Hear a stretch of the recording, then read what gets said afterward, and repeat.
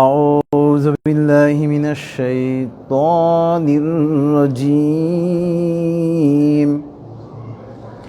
بسم الله الرحمن الرحيم الحمد لله نستعينه ونستغفره ونعوذ بالله من شرور أنفسنا من يهد الله فلا مضل له ومن يضلله فلا هادي له ونشهد أن لا إله إلا الله وحده لا شريك له ونشهد أن محمدا عبده ورسوله أرسله بالحق بشيرا ونذيرا بين يدي الساعة من يطع الله ورسوله فقد رشد ومن يعصهما فإنه لا يضر إلا نفسه ولا يضر الله شيئا فقد قال الله تعالى في القرآن المجيد أعوذ بالله من الشيطان الرجيم إن الله وملائكته يصلون على النبي يا أيها الذين آمنوا صلوا عليه وسلموا تسليما اللهم صل على محمد وعلى آل محمد كما صليت على إبراهيم وعلى آل إبراهيم إنك حميد مجيد اللهم بارك على محمد وعلى آل محمد كما باركت على إبراهيم وعلى آل إبراهيم إنك حميد مجيد رب اشرح لي صدري ويسر لي أمري واحلل عقدة من لساني يفقه قولي ربي زدني علما سبحان الله وبحمده سبحان الله العظيم উপস্থিত সম্মানিত হাজিরান মজলিস এবং ফেসবুক লাইভের মাধ্যমে যারা আমাদের সঙ্গে যুক্ত হয়েছেন, আসসালামু আলাইকুম ওয়া রাহমাতুল্লাহি ওয়া বারাকাতুহু। মহান আল্লাহ পাকের দরবারে লক্ষ কোটি কৃতজ্ঞতা। মহান আল্লাহ পাক আজকে মাগরিবের নামাজ আদায় করার পর আমাদেরকে এই সুপ্রিম কোর্ট প্রাঙ্গণে তাফসীরুল কোরআনের মাহফিলে বসার তৌফিক দিয়েছেন। এজন্য আমরা মহান আল্লাহ পাকের দরবারে কৃতজ্ঞতা আদায় করি, বলি আলহামদুলিল্লাহ। আজকে আমরা ইনশাআল্লাহ মহাগ্রন্থ আল কোরআনের 4 নম্বর সূরাতুন নিসা এর আয়াত নম্বর 58 একটা আয়াত নিয়ে আমরা আলোচনা করব ইনশাআল্লাহ। তবে আমরা যথারীতি প্রথমে এই আয়াতের তেলাওয়াত এবং তরজমা, এরপরে ইনশাআল্লাহ আমরা এই আয়াতের বিস্তারিত তাফসীরে চলে যাব। আউযু বিল্লাহি মিনাশ শাইতানির রাজীম বিসমিল্লাহির রহমানির রহিম ইন্নাল্লাহা ইয়া'মুরুকুম আন তু'আদ্দুল আমানাতি ইলা আহলিহা ওয়া ইযা হাকামতুম বাইনান নাসি আন তাহকুমু বিল আদল ইন্নাল্লাহা নি'ম্মা ইয়া'iযুকুম বিহি ইন্নাল্লাহা কানা সামিআন বাসীরা। সাদাকাল্লাহুল আলিয়্যুল আযীম ওয়া সাদাকা রাসূলুহুন নবিয়্যুল কারীম ونحن على ذلك من الشاهدين সুবহানাল্লাহি ওয়া বিহামদিহি সুবহানাল্লাহিল আযীম। আল্লাহুম্মা সাল্লি আলা মুহাম্মাদিন আবদিকা ওয়া রাসূলিক। বিতাড়িত শয়তান থেকে মহান আল্লাহর কাছে আশ্রয় চাচ্ছি। পরম করুণাময় অসীম দয়ালু আল্লাহর নামে শুরু করছি। ইন্নাল্লাহা ইয়া'মুরুকুম আন তু'আদ্দুল আমানাতি ইলা আহলিহা। নিশ্চয় আল্লাহ পাক তোমাদেরকে নির্দেশ দিচ্ছেন যে তোমরা যিনি আমানতের মালিক তোমরা তাকে তার আমানত ফিরিয়ে দাও। ওয়া ইযা হাকামতুম বাইনান নাসি আন তাহকুমু বিল আদল। এখন যখন তোমরা মানুষের মাঝে বিচার ফায়সালা করবে তখন তোমরা ন্যায়ের সাথে করবে। ইন্নাল্লাহা নি'ম্মা ইয়াইযুকুম বিহি। আল্লাহ পাক তোমাদেরকে এইসব উপদেশ প্রদান করেন। ইন্নাল্লাহা কানা সামিআম বাসীরা। তোমরা মনে রেখো মহান আল্লাহ পাক সমস্ত কিছু শোনেন এবং সমস্ত কিছু তিনি দেখেন। মহান আল্লাহ সত্য বলেছেন এবং তার প্রেরিত নবী ও রাসূল সাল্লাল্লাহু আলাইহি ওয়াসাল্লাম সত্য বলেছেন এবং আমরা সাক্ষীগণের অন্তর্ভুক্ত। মহাপবিত্র আল্লাহ, যাবতীয় প্রশংসা তার জন্য। মহাপবিত্র আল্লাহ, তিনি মহামহিমান্বিত। হে আল্লাহ, আপনি আপনার বান্দা এবং রাসূল হযরত মুহাম্মদ সাল্লাল্লাহু আলাইহি ওয়াসাল্লামের উপর রহমত বর্ষণ করুন। এটা ছিল সূরাতুন নিসার আয়াত নম্বর 58 তেলাওয়াত এবং তরজমা। এই যে দেখেন আমরা সুপ্রিম কোর্ট থেকে আজকে তাফসিরে আমরা বসে আছি, তাফসিরে যোগদান করেছি। সুপ্রিম কোর্টের প্রতিষ্ঠা কেন হয়েছে? ন্যায় বিচার প্রতিষ্ঠা করার জন্য। আমাদের সংবিধানে ন্যায় বিচারের কথা বলা হয়েছে। তা আপনার অথচ আল্লাহ পাক ১৫০০ বছর আগে মহাগ্রন্থ আল কোরআনে ন্যায় বিচার প্রতিষ্ঠার জন্য তাগিদ দিয়েছেন। আল্লাহু আকবার। এই আয়াতটা দেখেন, সরল একটা অনুবাদ যদি আমরা করি, সরল অনুবাদ যে কেউ বুঝবে। নিশ্চয় আল্লাহ পাক তোমাদেরকে নির্দেশ দিচ্ছেন যে তোমরা যিনি আমানতের মালিক তাকে তার আমানত ফিরিয়ে দাও। আর আমাদের সমাজে এখন আমানতের খেয়ানতের প্রতিযোগিতা চলছে। কে কিভাবে কার আমানত খেয়ানত করবে, অথচ আল্লাহ পাকের নির্দেশনা যে যার আমানত তাকে তুমি ফিরিয়ে দাও। আল্লাহু আকবার। তেমনিভাবে রাষ্ট্র একটি আমানত। যারা রাষ্ট্রের ক্ষমতায় থাকবে তাদের দায়িত্ব হলো প্রত্যেক নাগরিকের যার যে হক তাকে সেই হক দিয়ে দেওয়া। কাউকে হক থেকে বঞ্চিত করা যাবে না। এই যে আমরা 2024-এ 5ই আগস্ট আমরা যে বিপ্লব দেখলাম, এই যে এটাকে আমি বলি ঐশী বিপ্লব। এটা আল্লাহ পাকের সাহায্য ব্যতীত এই বিপ্লব আসেনি। তো এই যে বিপ্লবটা এসেছে কেন দেখেন, ছোট্ট একটা থেকে কোটা আন্দোলন থেকে শুরু। ছাত্রদের অধিকার যদি এই ফ্যাসিস্ট সরকার হরণ না করত, ছাত্রদেরকে তাদের কোটা দিয়ে দিত, কোটা তারা বাতিল চেয়েছিল, তারা যদি বাতিল করে দিত বা কোটা পরিমাণ কম রাখত, তাহলে কিন্তু এই বিপ্লবটা হয় না। কাউকে কারো অধিকার থেকে যদি বঞ্চিত করেন, মানুষ কিন্তু তার অধিকার আদায়ের জন্য কি করবে?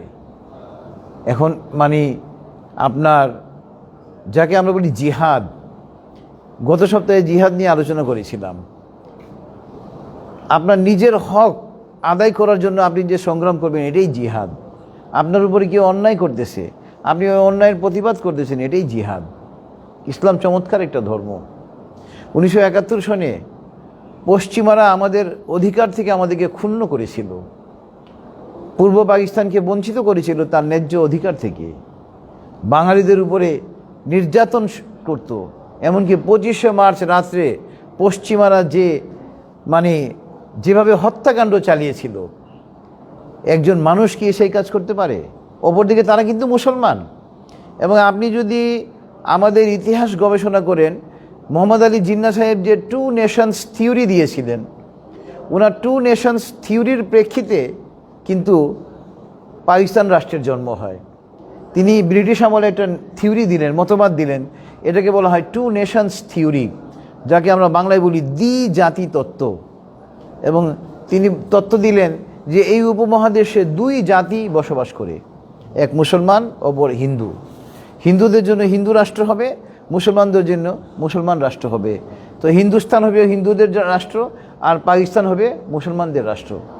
তার এই টু নেশনস থিওরির কারণে পাকিস্তান রাষ্ট্রের জন্ম হয়। অথচ দেখেন মোহাম্মদ আলী জিন্নাহ সাহেব কিন্তু মোটেই একজন মানে সঠিক মুসলমান ছিলেন না। তার জীবনী আপনি পড়ে দেখেন, মানে নামাজের ধারে কাছেও ছিলেন না, ইসলামের ধারে কাছেও ছিলেন না। উনি টু নেশনস থিওরি কথাটা দিয়ে একটা রাষ্ট্রের জন্ম করে নিজের ক্ষমতা নেওয়ার জন্য একটা পায়তারা করেছিলেন, যেটা পরবর্তীতে প্রমাণিত হয়েছে। তিনি পাকিস্তানের গভর্নর নিযুক্ত হয়েছিলেন। নাউজুবিল্লাহি মিন যালিক। দেখেন ইসলাম নিয়ে কি খেলা, পাকিস্তানিরা ইসলাম নিয়ে খেলা খেলে পাকিস্তান নামক একটা রাষ্ট্রের জন্ম হলো। অথচ আজ পর্যন্ত কি পাকিস্তানে ইসলামী শাসন প্রতিষ্ঠা হয়েছে? হয়নি। আপনি দেখেন পৃথিবীতে যদি মানে সবচাইতে বেশি অশান্ত কোনো রাষ্ট্রের দিকে আপনি তাকান, সেটা পাকিস্তান। সবচাইতে অশান্ত একটা রাষ্ট্র হলো পাকিস্তান। কেননা তাদের যে জন্ম হয়েছে এই টু নেশনস থিওরি যেটা দিয়েছে আপনার মোহাম্মদ আলী জিন্নাহ, এটা তার উদ্দেশ্য ছিল ক্ষমতা নেওয়া। কোনোভাবে সে একটা ক্ষমতা নিবে, তার চেয়ার দরকার। মুসলমানদের স্বাধীন এবং সার্বভৌমত্বের জন্য সে এটা করে নাই, মুসলমানদেরকে সে ব্যবহার করেছিল। নাউজুবিল্লাহি মিন যালিক। তো দেখেন তারা 47 সনে পাকিস্তান রাষ্ট্র হওয়ার পরে বাঙালিদেরকে তাদের অধিকার থেকে বঞ্চিত করেছে 71 পর্যন্ত। শুধু বঞ্চিত করেই তারা ক্ষান্ত থাকেনি। দেখেন 25শে মার্চের রাতে কিভাবে তারা সশস্ত্র বাহিনী তাদের নিরীহ বাঙালিদের উপরে ঝাঁপিয়ে পড়ে লক্ষ লক্ষ বাঙালিকে হত্যা করেছিল। তো সেদিন আমরা বাঙালিরা যেভাবে তাদের বিরুদ্ধে স্বাধীনতা ঘোষণা করেছিলাম, এটা ছিল আমাদের জন্য জিহাদ। আল্লাহু আকবার। এবং গত 5ই আগস্ট 2024-এ এই ফেসিস্ট মোনাফেক কাফের একটা সরকার ছিল আমাদের দেশে। এই যে দেখেন আপনার খুনি হাসিনা এটা মুখোশ পড়েছিল, ইসলামের কথা সে বলতো, কিন্তু সে ইসলামের শত্রু ছিল। হাফেজে কোরআনকে ধরে ধরে ফাঁসি দিয়েছে, ক্রস ফায়ার করেছে। নাউজুবিল্লাহি মিন যালিক। কোরআন হাতে নিয়ে একটা কওমি মাদ্রাসার ছাত্র হেঁটে যাচ্ছে, তাকে জঙ্গি বানিয়ে চালান দিয়ে দিয়েছে। বছরের বছর সে জেল কেটেছে বিনা বিচারে, বিনা অপরাধে। তো দেখেন মানুষকে তার অধিকার থেকে সে বঞ্চিত করেছে। তার পরিণতি কি হয়েছে? আপনি কাউকে তার অধিকার থেকে বঞ্চিত করতে পারবেন না। কাউকে তার অধিকার থেকে বঞ্চিত করলে তার ফলাফল দেখবেন অত্যন্ত কঠিন হবে। যে স্বামী তার স্ত্রীকে যথাযথ অধিকার দেয় না, দেখেন তার পরিবারে অশান্তি আর অশান্তি। যে বাবা তার সন্তানদেরকে যথাযথ অধিকার দেয় না, ওই পরিবারে অশান্তি আর অশান্তি। যে সন্তানরা পিতামাতাকে তার ন্যায্য অধিকার দেয় না, ওখানে দেখেন কোনো শান্তি নেই, অশান্তি আর অশান্তি। তো এই যে আমরা শান্তি চাই, শান্তিতে নোবেল পুরস্কার দেয় আপনার ওই বিদেশিরা, কিন্তু শান্তি যদি কায়েম করতে চান, রাষ্ট্রে ইসলামী খিলাফত কায়েম করার মাধ্যমে শান্তি পাওয়া যাবে। মহাগ্রন্থ আল কোরআন আমাদের ব্যক্তি জীবন, পারিবারিক জীবন, সামাজিক জীবন, রাষ্ট্রীয় জীবন তথা আন্তর্জাতিক জীবনের চালিকা শক্তি। আল্লাহু আকবার।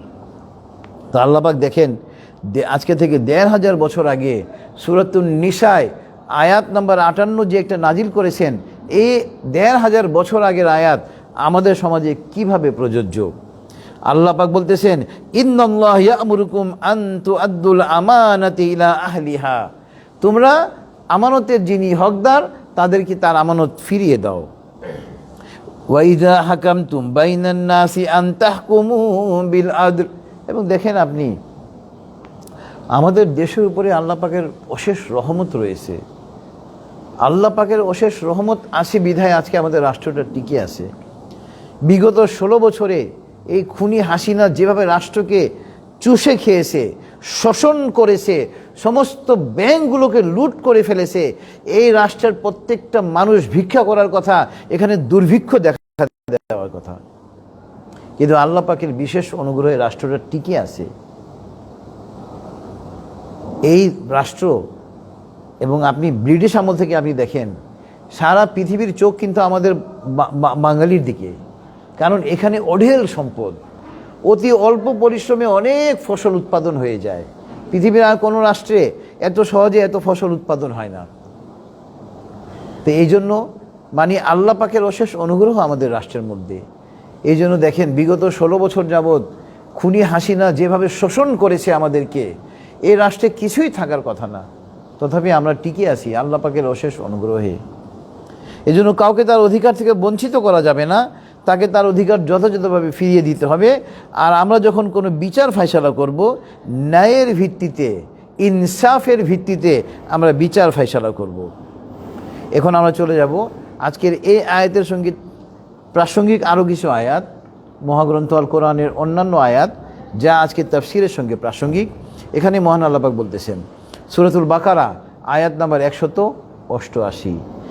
এখানে মহান আল্লাহ পাক বলতেছেন, ওয়ালা তাকুলু আমওয়ালাকুম বাইনাকুম বিল বাতিলি ওয়া তুদলু বিহা ইলাল হুক্কাম লিতাকুলু ফারিকাম মিন আমওয়ালিন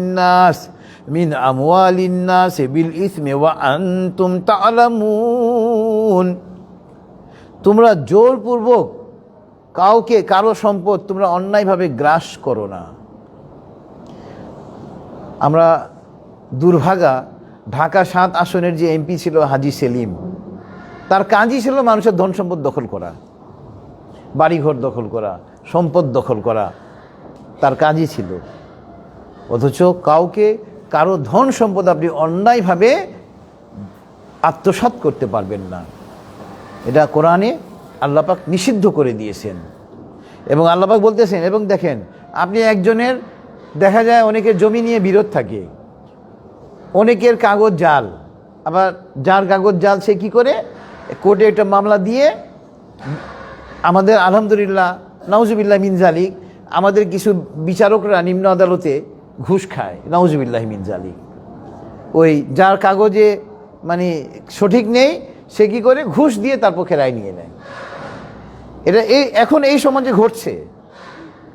আল্লাহ পাক ১৫০০ বছর আগে মহাগ্রন্থ আল কোরআনের সূরাতুল বাকারার আয়াত নম্বর 188-তে দ্ব্যর্থহীনভাবে ঘোষণা করে দিয়েছেন যে তোমরা অন্যায়ভাবে কারো সম্পদ দখল করে এবং তার কিছু অংশ বিচারকের নিকটে ঘুষ হিসেবে পেশ করো না তোমার পক্ষে রায় নেওয়ার জন্য। নাউজুবিল্লাহ মিন জালিক।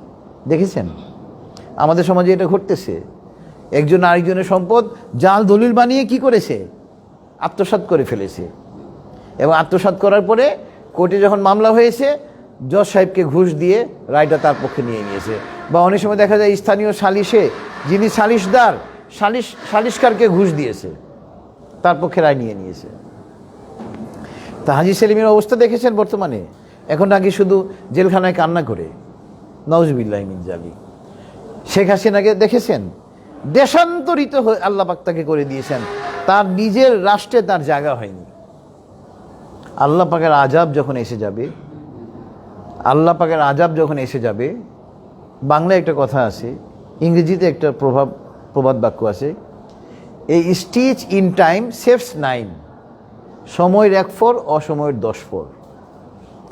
আপনি অন্যায় করতে করতে করতে করতে, অথচ আপনি যদি এই বিষয়টা আগে সলভ করতেন, আজকে আপনাকে দেশান্তরিত হতে হতো না। বাংলাদেশের মানুষ চাচ্ছিল তার ভোটের অধিকার। সে যে এত অন্যায় করেছে, অবিচার করেছে, সম্পদ লুণ্ঠন করেছে, এগুলোর দিকে রাষ্ট্রের জনগণ কিছুই বলে নাই। তারা বলছিল এটা নিরপেক্ষ নির্বাচন দিন। ওই একটা নিরপেক্ষ নির্বাচন দিলে আজকে তার দেশান্তরিত হওয়া লাগে না। এই যে বাংলায় একটা কথা আছে ইংলিশে, এই স্টিচ ইন টাইম সেভস 9, সময়ের 1 ফোর অসময়ের 10 ফোর। হাসিনার বেলায়, খুনি হাসিনার বেলায় ঠিক তাই ঘটেছে। তা আল্লাহ পাক এখানে ক্লিয়ার বলে দিচ্ছেন যে তোমরা অন্যায়ভাবে কারো সম্পদ, ওয়ালা তাকুলু আমওয়ালাকুম বাইনাকুম বিল বাতিলি ওয়া তুদলু বিহা ইলাল হুক্কামি লিতাকুলু ফারিকাম মিন আমওয়ালিন নাস বিল ইসমি ওয়া আনতুম তা'লামুন। তোমরা অন্যায়ভাবে কারো সম্পদ দখল করো না, আত্মসাৎ করো না, এবং ওই অন্যায়ভাবে আত্মসাৎকৃত সম্পদের কিছু অংশ ঘুষ হিসেবে বিচারকের নিকটে জেনে শুনে পেশ করো না। সূরাতুল বাকারা আয়াত নাম্বার 188। এরপরে আপনার আজকে তাফসিরের সঙ্গে প্রাসঙ্গিক আয়াত হলো আপনার সূরাতু আলে ইমরানের আয়াত নাম্বার 18। ন্যায় বিচারের কথা বলছিলাম।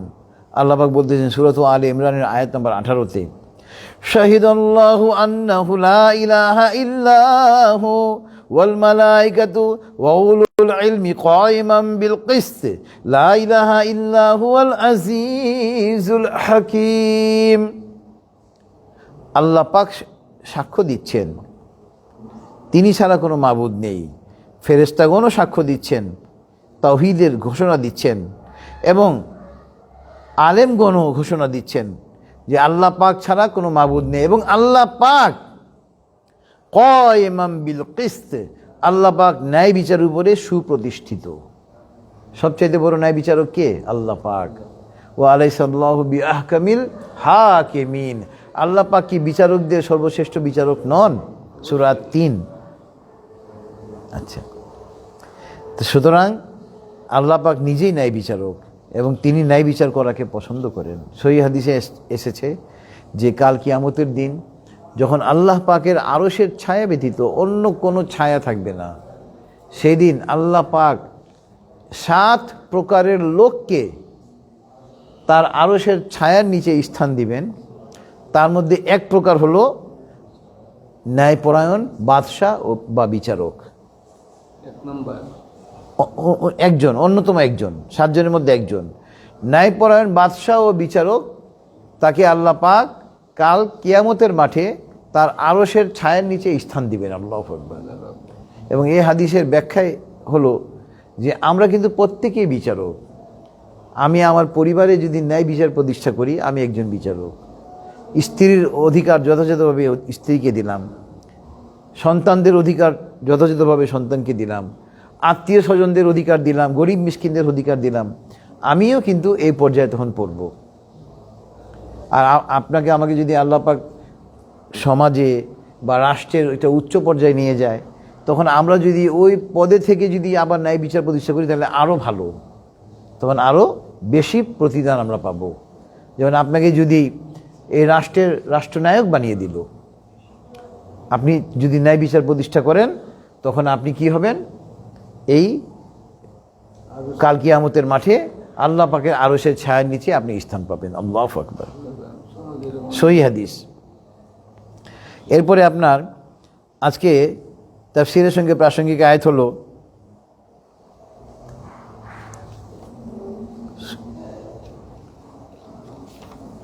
সূরাতুন নিসার আয়াত নম্বর ১৩৫। দেখেন, আপনারা একটু হয়তো লক্ষ্য করবেন, মাজার গেট দিয়ে যখন আমরা ঢুকি হাইকোর্টে, একটা বিশাল হলুদ রঙের একটা সাইনবোর্ডের মতো একটা আয়াত লেখা থাকে, দেখবেন। ওই আয়াতটা হলো সূরাতুন নিসার আয়াত নম্বর ১৩৫। আরবিও লেখা আছে, বাংলাও লেখা আছে। যিনি এই কাজটা করেছেন বিশাল মহান একটা কাজ করেছেন। দেখেন আয়াতটা কি, কালকে আপনারা লক্ষ্য করবেন এটা।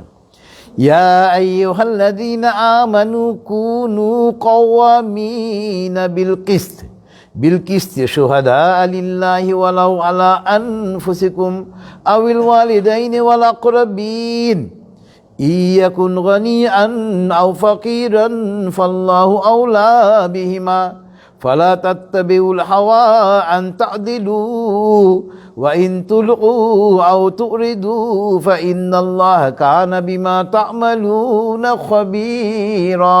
পুরো আয়াতটা লেখা আছে সাইনবোর্ডে, দেখবেন। সূরাতুন নিসা আয়াত নাম্বার ১৩৫। এখানে আল্লাহ পাক বলতেছেন, ইয়া আইয়ুহাল্লাযীনা আমানু, হে ঈমানদারগণ, কুনু, তোমরা হয়ে যাও, প্রতিষ্ঠিত হয়ে যাও ন্যায় বিচারের উপরে, এবং তোমরা আল্লাহর জন্য সাক্ষ্য প্রদান করো। ওয়ালাউ আলা আনফুসিকুম, যদিও সাক্ষীটা তোমার নিজের বিরুদ্ধে যায়। আলহামদুলিল্লাহ, আল্লাহু আকবার। চিন্তা করেছেন কেমন ধর্মের বিশ্বাসী আমরা, যে ধর্ম আমাদেরকে নির্দেশনা দিচ্ছে তুমি সত্য সাক্ষ্য প্রদান করবে, সত্য কথা বলবে। আমরা বলি অলওয়েজ স্পিক দ্য ট্রুথ, এটা একটা প্রবাদ বাক্য না, এটা আমার আল্লাহ পাকের নির্দেশনা মহাগ্রন্থ আল কোরআনে, অলওয়েজ স্পিক দ্য ট্রুথ। আল্লাহ পাক বলতেছেন যে তুমি সত্য কথা বলবে, সত্যের পক্ষে সাক্ষ্য প্রদান করবে, যদিও তা তোমার নিজের বিরুদ্ধে চলে যায়। আউল ওয়ালিদাইন, এমনকি তোমার পিতামাতার বিরুদ্ধে চলে যায়। ওয়াল আকরাবিন, এমনকি তোমার কোনো আত্মীয় স্বজন মানে নিকট আত্মীয়ের বিরুদ্ধেও চলে যায়।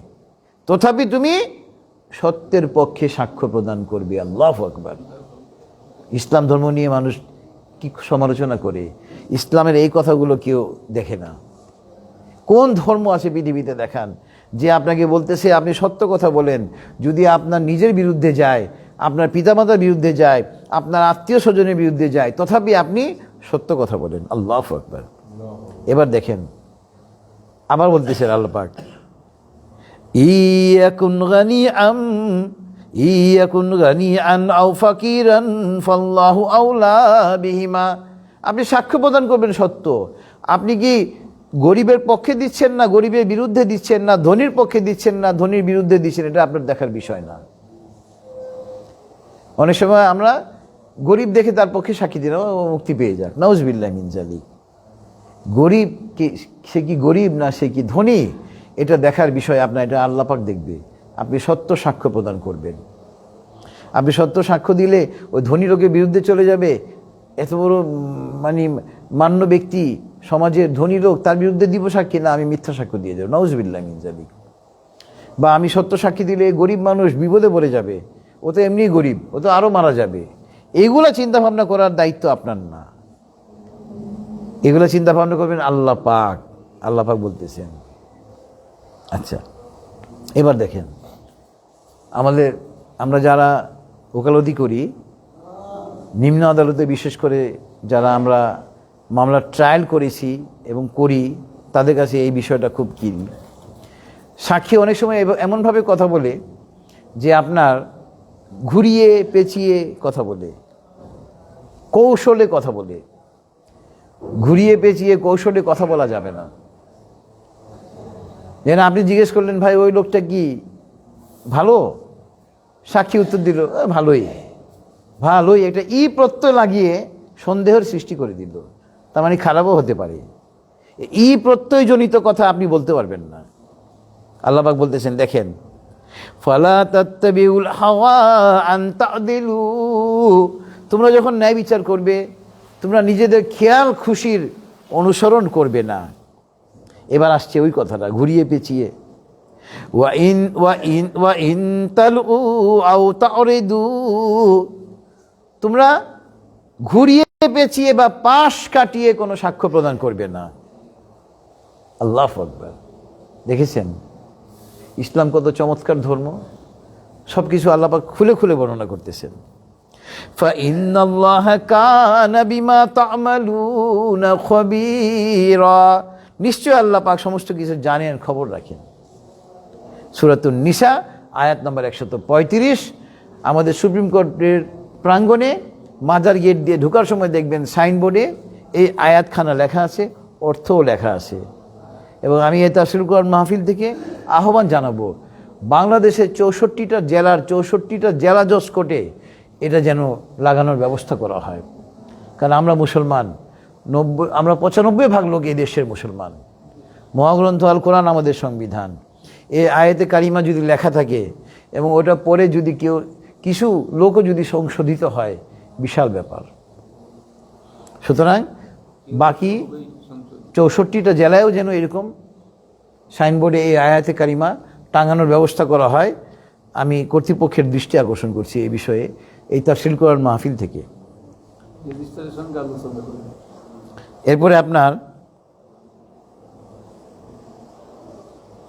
এবার দেখেন ইসলাম আরো কত চমৎকার ধর্ম।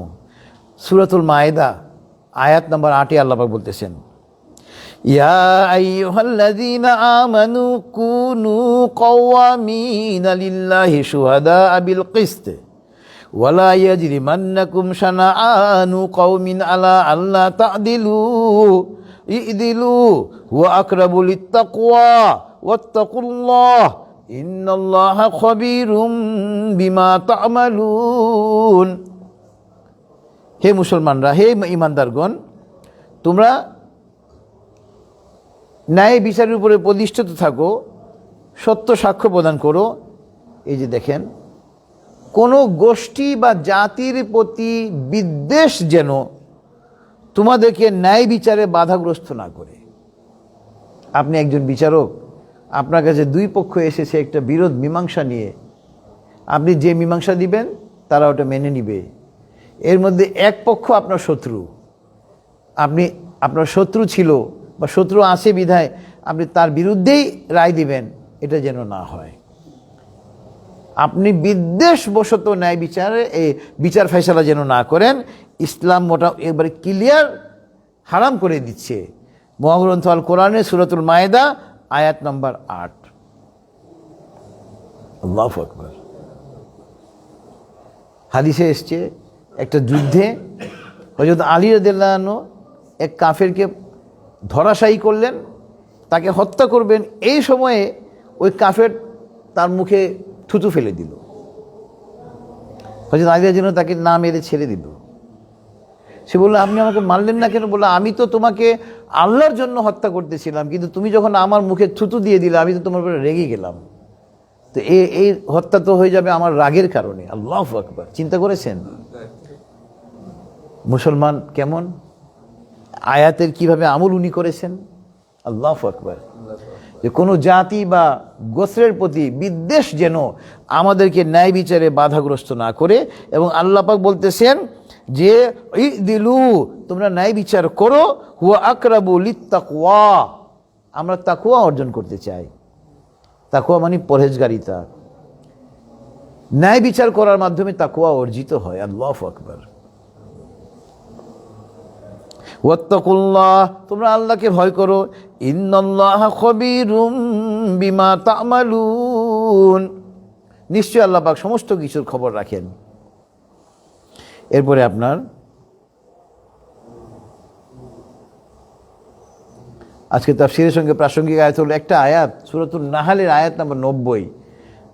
শুক্রবার দিন জুম্মার নামাজে দেখবেন সানি খুতবা, দ্বিতীয় খুতবার শেষের দিকে এই আয়াতটা তেলাওয়াত করেন আমাদের খতিব সাহেবগণ। আয়াতটা হলো, ইন্নাল্লাহা ইয়া'মুরুকুম বিল আদলি ওয়াল ইহসানি ওয়া ইতা'i যিল কুরবা ওয়া ইয়ানহা আনিল ফাহশাই ওয়াল মুনকারি ওয়াল বাগই ইয়াইদুকুম লাআল্লাকুম তাযাক্কারুন। সূরাতুন নাহল আয়াত নাম্বার 90। এখানেও আল্লাহ পাক বলতেছেন, নিশ্চয় আল্লাহ পাক তোমাদেরকে নির্দেশনা দিচ্ছেন ন্যায় বিচার করার জন্য। বিল আদল, ন্যায় বিচার করো, ইহসান করো, মানুষকে উপকার, মানুষের জন্য ভালো কাজ করো, এবং আত্মীয় স্বজনকে সহায়তা করো, এবং অশ্লীল অন্যায় থেকে তোমরা বেঁচে থাকো এবং সীমা লঙ্ঘন করো না। এবং আল্লাহ পাক এই সমস্ত উপদেশ তোমাদেরকে প্রদান করেন যাতে করে তোমরা কি করো, উপদেশ গ্রহণ করতে পারো। আল্লাহু আকবার। সূরাতুন নাহল, ইন্নাল্লাহা ইয়া'মুরুকুম বিল আদলি ওয়াল ইহসান ওয়া ইতা'i যিল কুরবা ওয়া ইয়ানহা আনিল ফাহশাই ওয়াল মুনকারি ওয়াল বাগই ইয়াইযুকুম লাআল্লাকুম তাযাক্কারুন। খুতবায় খেয়াল করবেন, এই শুক্রবারে নামাজ পড়লে খুতবা শোনার চেষ্টা করবেন। আমরা তো খুতবা বুঝি না, খুতবার সময় অন্যমনস্ক থাকি। এই আয়াতটা পড়ে দেখবেন কত চমৎকার কথা। আমরা বুঝি না বিধায় খুতবায় ঘুম আসে, অনেকে বিরক্ত হয়। অথচ খুতবা শোনা ওয়াজিব, খুতবা শুনতেই হবে। এরপরে আপনার আজকে তাফসীরের সঙ্গে প্রাসঙ্গিক আয়াত হলো সূরাতুল আহজাবের আয়াত নাম্বার 72। সূরাতুল আহজাবের আয়াত নাম্বার 72-এ আল্লাহ পাক বলতেছেন, ইন্না আরাদনাল আমানাতা আলাস সামাওয়াতি ওয়াল আরদি ওয়াল জিবালি ফাবাইনা আন ইয়াহমিলনাহা ওয়া আশফাকনা মিনহা ওয়া হামালাহাল ইনসান ইন্নাহু কানা যালুমান জাহুলা। আল্লাহ পাক বলতেছেন যে আমি এই আমানতকে, তাফসীরে এসেছে আমানত মানে এই কোরআনকে, কেউ কেউ বলছেন এই শরীয়তকে, অর্থাৎ ইসলামের বিধিবিধানকে। আল্লাহ পাক বলতেছেন আমি এই আমানতকে, মহাগ্রন্থ আল কোরআনকে, ইসলামের বিধিবিধানকে পেশ করেছিলাম আমানত হিসেবে আলাস সামাওয়াত, আসমানসমূহকে, যে তোমরা এই কোরআনের দায়িত্ব নাও। জমিনকে, পাহাড়কে, তারা সবাই ভয় পেয়ে গেল, ভীত হয়ে গেল যে আমরা এই আমানত রক্ষা করতে পারবো না। এই জন্য তারা অস্বীকৃতি জ্ঞাপন করলো। অনেক সময় দেখবেন অনেকে যে হুজুর এই দায়িত্ব আমাকে দিবেন না, আমি হয়তো এটা পালন করতে পারবো না। তো ওনারা সবিনয়ে আসমানসমূহ, জমিন, পাহাড় এরা সবিনয়ে এই মহাগ্রন্থ আল কোরআনের এই আমানত নিতে তারা অস্বীকৃতি জ্ঞাপন করলো। কেন? তারা এই আমানতের উপরে কায়েম থাকতে পারবে কিনা সন্দেহ, যদি আমানতের খিয়ানত হয়ে যায় এই ভয়ে তারা দায়িত্ব নেয়নি, এবং তারা ভয় পেয়ে গিয়েছিল যে তারা পারবে কি পারবে না। তো আল্লাহ পাক বলতেছেন, ওয়া হামালাহাল ইনসান, ওয়া হামালাহাল ইনসান, মানুষই তো এই দায়িত্ব নিল। আমরা আশরাফুল মাখলুকাত, আল্লাহ পাক আমাদেরকে সৃষ্টির সেরা জীব বানিয়ে দুনিয়াতে পাঠিয়েছেন। তার অনেকগুলো কারণ আছে, তার মধ্যে অন্যতম একটা কারণ হলো আমরা আল্লাহ পাক যখন আসমান সমূহের নিকটে এই আমানত পেশ করলেন, শরীয়তের বিধিবিধান পেশ করলেন, আসমান সমূহ সবিনয়ে অস্বীকৃতি জ্ঞাপন করলো যে আল্লাহ এত বড় দায়িত্ব আমরা পালন করতে পারবো না, আমাদেরকে দিবেন না। জমিন সমূহ, পাহাড় সমূহ অস্বীকৃতি জ্ঞাপন করলো সবিনয়ে, কিন্তু আমাদেরকে যখনই দিলেন আমরা দায়িত্ব নিয়ে নিলাম। একটা অফিসের বস ওই এমপ্লয়িকে সবচেয়ে বেশি পছন্দ করে যে এমপ্লয়িকে অর্ডার দিলে বলে ইয়েস স্যার, কোনো ন বলে না, অর্ডার দেয়, অর্ডারটা ক্যারি আউট করে। দেখবেন বস ওই এমপ্লয়িকে সবচেয়ে বেশি ভালোবাসে। তা আমাদের বস হলো আল্লাহ পাক। আল্লাহ পাক আমাদেরকে দায়িত্ব দিলে আমরা দায়িত্ব নিয়ে নিলাম। এই জন্য আমরা আশরাফুল মাখলুকাত হওয়ার অন্যতম একটা কারণ এটাও, যে আমরা আল্লাহ পাকের দায়িত্ব যখন দিয়েছেন, দায়িত্বটা আমরা নিতে কোনো অস্বীকৃতি জ্ঞাপন করিনি, আমরা দায়িত্ব নিয়েছি। এবং এই আয়াতের শেষ অংশে আল্লাহ পাক বলতেছেন, ইন্নাহু কানা যালুমান জাহুলা, নিশ্চয় মানুষের মধ্যে তারা অজ্ঞ এবং জালেম। এখানে মানুষকে আল্লাহ পাক অজ্ঞ আর সমস্ত মানুষকে আল্লাহ পাক অজ্ঞ আর জালেম বলেননি। তাফসিরে এসেছে যে আল্লাহ পাক ইন্নাহু কানা যালুমান জাহুলা, নিশ্চয় মানুষ অজ্ঞ এবং জালেম। এখানে আল্লাহ পাক কাফেরদেরকে অজ্ঞ এবং জালেম বলেছেন, অর্থাৎ যারা এখনো আল্লাহ পাকের তাওহীদের দাওয়াতকে এখনো পর্যন্ত গ্রহণ করে নেই, আল্লাহ পাকের একত্ববাদে এখনো পর্যন্ত তারা বিশ্বাস স্থাপন করে নাই, অর্থাৎ যারা কাফের মুশরিক, তাদেরকে আল্লাহ পাক অজ্ঞ এবং জালেম বলে আখ্যায়িত করেছেন। তো আল্লাহ পাকের তাওহীদে বিশ্বাস স্থাপন করা একজন মানুষ মাত্রই তার উপরে এটা ফরজ। আমরা যারা তাওহীদের দাওয়াতকে গ্রহণ করেছি আলহামদুলিল্লাহ, এটা আল্লাহ পাকের অনেক বড় অনুগ্রহ। ইসলামের মূল শিক্ষাই হলো তাওহীদে। মা আত-তাওহীদু, তাওহীদ কি? আত-তাওহীদু ঈমানুন বিইলাহি ওয়াহিদ, তাওহীদ হলো একমাত্র সৃষ্টিকর্তা আল্লাহ পাকের উপরে ঈমান আনা। তা আমরা যে আল্লাহ পাকের উপরে ঈমান এনেছি, তাওহীদের দাওয়াতকে যে আমরা গ্রহণ করেছি, এটা বিশাল ব্যাপার। এবার আমরা চলে আসি মুশরিক, যারা আল্লাহর সঙ্গে শিরক করে। হিন্দুরা, তাদের নাকি ৩৩ কোটি দেবতা, নাউজুবিল্লাহি মিন যালিক। খ্রিস্টানরা ঈসা ইবনে মারিয়ামকে নিয়ে বাড়াবাড়ি করতেছে। খ্রিস্টানদের একটা অংশ ঈসা ইবনে মারিয়ামকে আল্লাহর পুত্র সাব্যস্ত করতেছে, নাউজুবিল্লাহি মিন যালিক। আর একটা অংশ বলতেছে ঈসা ইবনে মারিয়াম নিজেই খোদা, নাউজুবিল্লাহি মিন যালিক। ইহুদিরা ওজাইর আলাইহিস সালামকে নিয়ে বাড়াবাড়ি করতেছে, তারা ওজাইর আলাইহিস সালামকে আল্লাহর পুত্র সাব্যস্ত করে, নাউজুবিল্লাহি মিন যালিক। এবং ইহুদিরা, খ্রিস্টানরা আরও একটা কাজ করতেছে, যেটা সবচেয়ে বড় শিরক। ইবলিস শয়তান কিন্তু আল্লাহ পাকের সঙ্গে কোনো অংশীদার স্থাপন করে নেই। ইবলিস শয়তান আল্লাহ পাকের আদেশকে অমান্য করেছিল, আদমকে সিজদা করতে। আল্লাহ পাক যখন নিজ হাতে মাটি দিয়ে আদম আলাইহিস সালামকে সৃষ্টি করলেন, তার ভিতরে রূহ ফুঁকে দিলেন সমস্ত ফেরেশতাকে, এবং ওখানে ইবলিস শয়তান ছিল, তাকেও বলা হলো যে তুমি সেজদা করো। সমস্ত ফেরেশতা সেজদা করলো, কিন্তু ইবলিস শয়তানের মধ্যে অহংকার ঢুকে গেল যে আমি তো আগুনের তৈরি, আগুনের ধর্ম হলো উপরের দিকে যাওয়া। আর আল্লাহ পাক আদমকে মাটি থেকে, ঠনঠনে মাটি থেকে সৃষ্টি করেছে, মাটির ধর্ম হলো নিচের দিকে যাওয়া। তা আমি তো আদমের চাইতে শ্রেষ্ঠ, আমি কেন আদমকে সেজদা করব? অথচ ইবলিস শয়তান এই কথাটা বুঝে নেয় যে আমাকে আমার প্রভু নির্দেশ দিয়েছেন, আমি নির্দেশটা পালন করব। তো আল্লাহ পাকের নির্দেশটা পালন না করা সবচেয়ে বড় শিরক। আপনি একজন সরকারি কর্মকর্তা, আপনি আজান দিয়ে ঘুষ খান, ঘুষ ছাড়া কোনো ফাইলে সাইন করেন না, আপনি কি করতেছেন? শিরক করতেছেন। আপনি মানুষের ধন সম্পদ জোর করে দখল করে নিতেছেন অন্যায়ভাবে, আপনি শিরক করতেছেন। সবচেয়ে বড় শিরক করলো আমাদের বাংলাদেশে এই খুনি হাসিনা, পুরো বাংলাদেশকে শেষ করে দিল। বাংলাদেশের সমস্ত টাকা সে ভারতে পাচার করে নিয়ে চলে গেল, অন্যায়ভাবে মানুষকে হত্যা করলো। সে তো আমি তার যে অ্যানালাইসিস দেখছি, তো মুসলমানই ছিল না, ইসলামের শত্রু ছিল। চামড়া শিল্প দেখেন, গরুর চামড়া আমরা কুরবানি ঈদে গরু জবাই করার আগে 5,000 টাকা অগ্রিম দিয়ে যেত চামড়া কেনার জন্য। আমাদের চামড়া শিল্প এত উন্নত ছিল। কমি মাদ্রাসা চামড়া বিক্রি করে টাকা কালেকশন করে সারা বছর ওই টাকা দিয়ে কমি মাদ্রাসা পরিচালনা করত। কাফের রাষ্ট্র ভারতকে খুশি করার জন্য এই খুনি হাসিনা, মুনাফেক হাসিনা আমাদের চামড়া শিল্পকে ধ্বংস করে দিল। এখন চামড়া ফেলতে টাকা লাগে, নাউজুবিল্লাহ মিন যালিক। ও কি মুসলমান ছিল? মোটেই মুসলমান ছিল না সে। তো সুতরাং আপনার আল্লাহ পাকের আদেশকে অমান্য করা এটাও শিরক। যে কাজটা করেছিল কে? ইবলিস শয়তান। তো যে কথা বলছিলাম, ন্যায় বিচারের বিষয়ে আলোচনা হচ্ছিল। এরপরে আজকের তাফসীরের সঙ্গে সর্বশেষ আয়াত হলো, প্রাসঙ্গিক আয়াত হলো সূরাতুল মুতাফফিফিনের আয়াত নাম্বার 1 থেকে 6।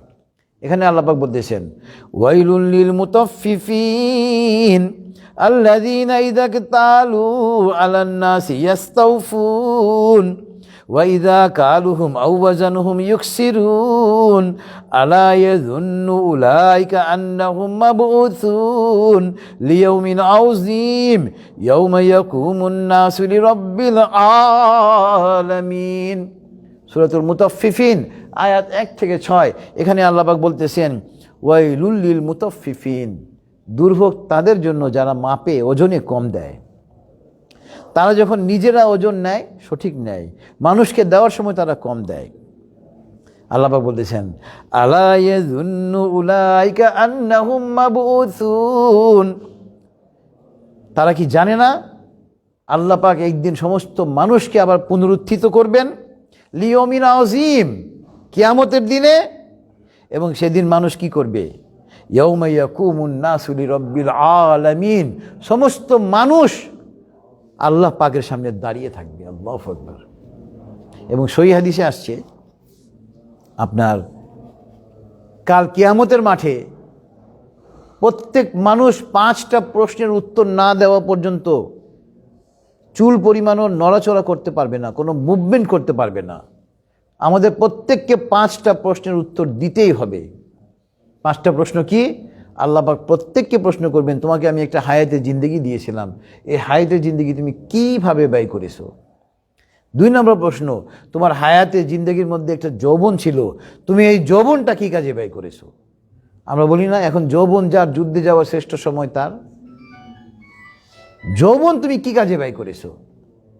এরপরে আল্লাহ পাক 3 নম্বর প্রশ্ন করবেন, তুমি কিভাবে অর্থ উপার্জন করেছো? 4 নম্বর প্রশ্ন করবেন, ওই অর্থ তুমি কিভাবে ব্যয় করেছো?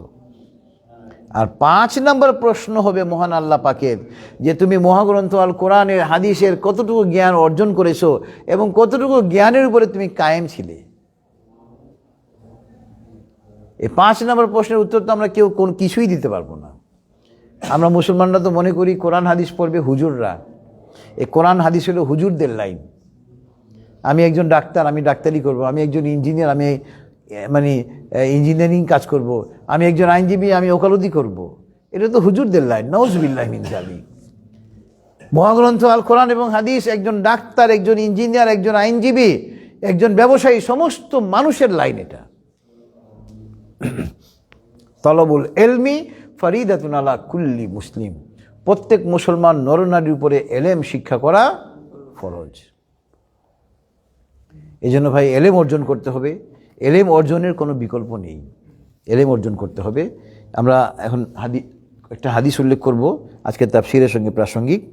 প্রথম হাদিস হলো, আন আবি হুরায়রা রাদিয়াল্লাহু আনহু আন নবী সাল্লাল্লাহু আলাইহি ওয়াসাল্লাম ক্বাল আয়াতুল মুনাফিকি সালাসুন ইযা হাদ্দাসা কাযাবা ওয়া ইযা ওয়া'আদা আখলাফা ওয়া ইযা তু'মিনা খান, রাওয়াহুল বুখারী ওয়া মুসলিম। এর বিখ্যাত হাদিস আমরা সবাই জানি। হযরত আবু হুরায়রা যেন হাদিস খানা বর্ণনা করেছেন, তিনি বলতেছেন যে নবী সাল্লাল্লাহু আলাইহি ওয়াসাল্লাম বলেছেন মুনাফিকের চিহ্ন তিনটি। মুনাফিকের চিহ্ন তিনটি, যখন সে কথা বলে, মিথ্যা কথা বলে, ওয়াদা করলে ওয়াদা ভঙ্গ করে।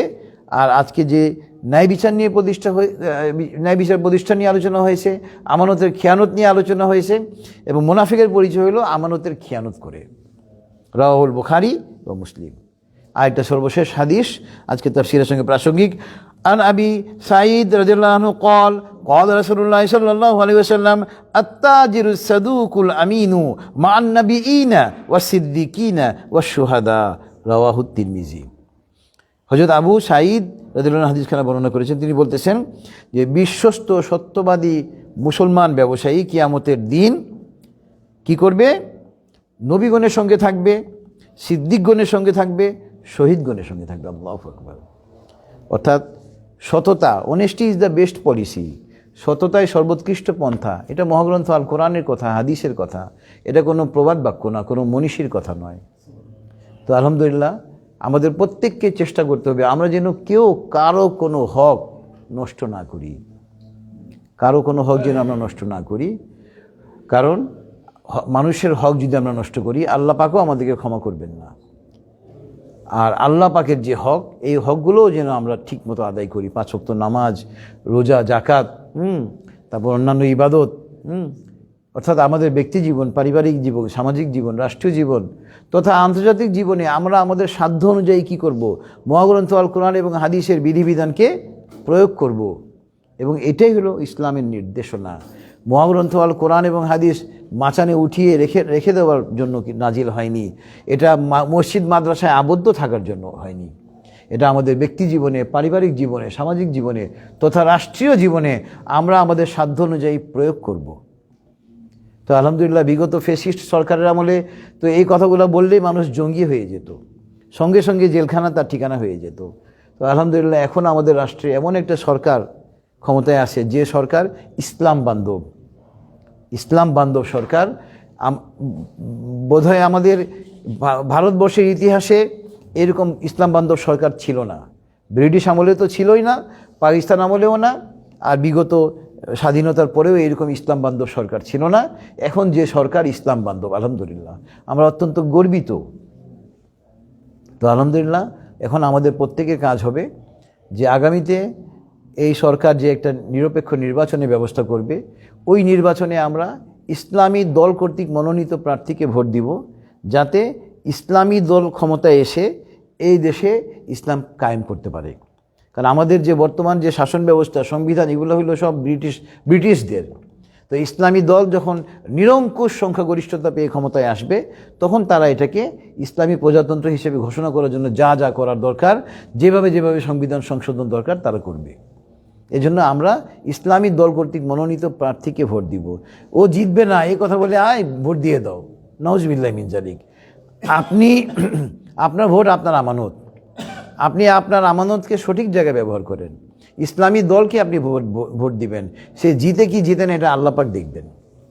অন্তত আমরা আল্লাহ পাকের কাছে বলতে পারবো যে আল্লাহ, আমরা এই তোমার জমিনে তোমার আইন কায়েম করার জন্য, বাংলাদেশে ইসলাম প্রতিষ্ঠা করার জন্য ইসলামী দল কর্তৃক মনোনীত প্রার্থীকে আমরা ভোট দিয়েছিলাম।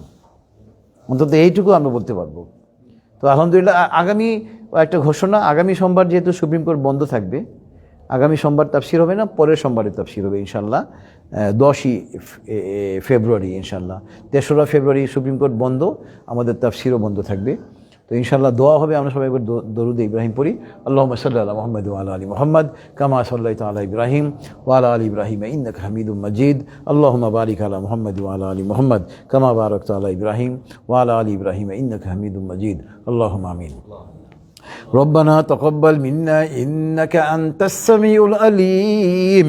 اللهم اغفر لحينا وميتنا وشاهدنا وغائبنا وصغيرنا وكبيرنا وذكرنا وأنثانا.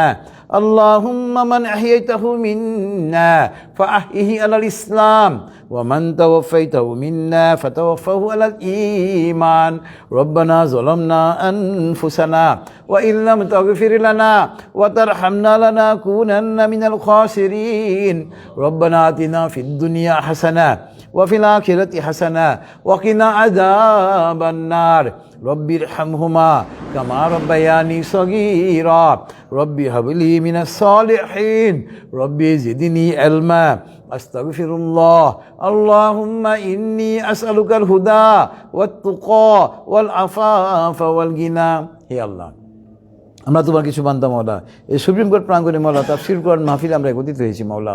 তোমার মহাগ্রন্থ আল কোরআন থেকে আলোচনা হয়েছে মওলা। মওলা আমাদের এই পড়া বলা শোনা বোঝা এবং বোঝানোর মধ্যে ভুল হয়েছে মওলা। মওলা তুমি তো ক্ষমাশীল, তুমি ক্ষমা করতে পছন্দ করো মওলা। মওলা আমাদের এই পড়া বলা শোনা বোঝা এবং বোঝানোর ভুল তুমি ক্ষমা করে আমাদের এই মাহফিলকে তুমি কবুল করে নাও মওলা। মওলা আমাদের মাহফিলকে আমাদের জন্য নাজাতের জারিয়া করে দাও মওলা। মওলা আমাদেরকে আরবি ভাষা, বাংলা ভাষা, ইংরেজি ভাষার উপরে অগাধ পারদর্শিতা দান করো মওলা, যাতে করে সারা বিশ্বে তোমার কালামে পাকের বাণীকে আমরা ছড়িয়ে দিতে পারি মওলা। তুমি আমাদেরকে সেই তৌফিক দান করো মওলা। মওলা আমরা আমাদের জীবনের জানা অজানা ইচ্ছা অনিচ্ছায় করা সমস্ত গুনাহ নিয়ে তোমার দরবারে তওবা করতেছি মওলা। মওলা তুমি আমাদের তওবাকে কবুল করে নাও মওলা। মওলা তুমি আমাদের গুনাহসমূহকে নেকির দ্বারা ভরপুর করে দাও মওলা। মওলা আমরা যারা হাত ধরেছি মওলা, তুমি তো আমাদের প্রত্যেকের মনের খবর জানো মওলা। আমাদের প্রত্যেকের মনের নেক উদ্দেশ্যকে তুমি পূর্ণ করে দাও মওলা। Bangladesh, Bharat, Pakistan, Syria, Lebanon, Iran, Iraq, Afghanistan, সারা বিশ্বের মুসলমানরা যেখানে কাফের এবং মুনাফিকদের সাথে যুদ্ধে লিপ্ত আছে মওলা, তুমি আসমান থেকে ফেরেশতা অবতীর্ণ করে মওলা মুসলমানদেরকে বিজয়ী করো মওলা। বিগত 5ই আগস্ট মওলা তুমি আসমান থেকে ফেরেশতা অবতীর্ণ করে মওলা আমাদেরকে সাহায্য করেছো মওলা। এজন্য আমরা খুনি হাসিনার বিরুদ্ধে বিজয় লাভ করেছি মওলা। আমরা যেন এই বিজয়কে ধরে রাখতে পারি মওলা, তুমি আমাদেরকে সেই তৌফিক দান করো মওলা। কাফেররা, মুশরিকরা, মুনাফিকরা যেন আমাদের এই বিজয়কে নস্যাৎ করতে না পারে মওলা, তুমি আমাদেরকে সেই তৌফিক দান করো মওলা। আমাদের এই বিজয়কে, আমাদের এই স্বাধীনতাকে তুমি হেফাজত করো মওলা। আমাদের মধ্যে যাদের মাতা পিতা, নানা নানি, দাদা দাদি, আত্মীয় স্বজন, শ্বশুর শাশুড়ি, মা বাবা, ভাই বোন, অনেক আইনজীবী ভাই এবং বোনেরা, বিচারপতিরা মৃত্যুবরণ করেছে মওলা, আইনজীবী সহকারীরা মৃত্যুবরণ করেছে মওলা, তাদের সকলকে তুমি ক্ষমা করে দাও মওলা। তাদের সকলের কবরের আযাব তুমি কিয়ামত পর্যন্ত মাফ করে দাও মওলা। তাদের জন্য তুমি জান্নাতুল ফেরদৌসের ফয়সালা করে দাও মওলা। তাদেরকে বিনা হিসেবে জান্নাত দাও মওলা। আমরা যারা হাত দিয়েছি মওলা, আমাদেরকেও বিনা হিসেবে জান্নাত দিও মওলা। আমরা হিসাব দিতে পারবো না মওলা, বিনা হিসেবে জান্নাতে যাওয়ার জন্য তৌফিক দান করো মওলা। আমাদের জন্য যা যা কল্যাণকর মওলা হচ্ছে আমরা চাইনি, সমস্ত কিছু আমাদেরকে দিয়ে দাও মওলা। মহাগ্রন্থ আল কোরআনের উসিলায় আমাদের দোয়াকে কবুল করে নাও মওলা। ওয়া সাল্লাল্লাহু তাআলা আলা খাইরি খালকিহি মুহাম্মাদি ওয়া আলা আলিহি ওয়া আসহাবিহি আজমাইন।